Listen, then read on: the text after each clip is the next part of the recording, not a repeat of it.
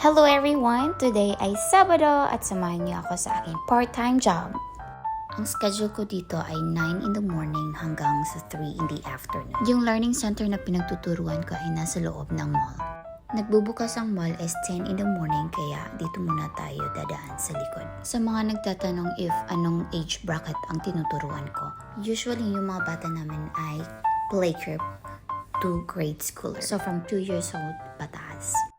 Hindi kami free lunch dito so nagdadala lang ako ng food at saka water ko. Actually malapit lang to sa apartment ko, mga 10 minutes walking.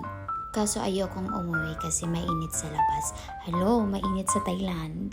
So ito na, papasok na ako. I just take a lift papuntang 3rd floor. Nasa 3rd floor yung learning center namin. At sa floor na to ay maraming learning center. May bilingual, may iTutor, meron din mga learning center sa mga nag-aaral ng music. At ito na yung learning center ko. Quality Kids. Chill lang dito yung pagtuturo. Ang first session is 9 to 10. So 30 minutes na laro at saka 30 minutes sa worksheets. Minsan isa lang yung bata, minsan 3 or maximum of 5 students. At wala, tapos na yung klase natin. Tapos na ang pagpapanggap.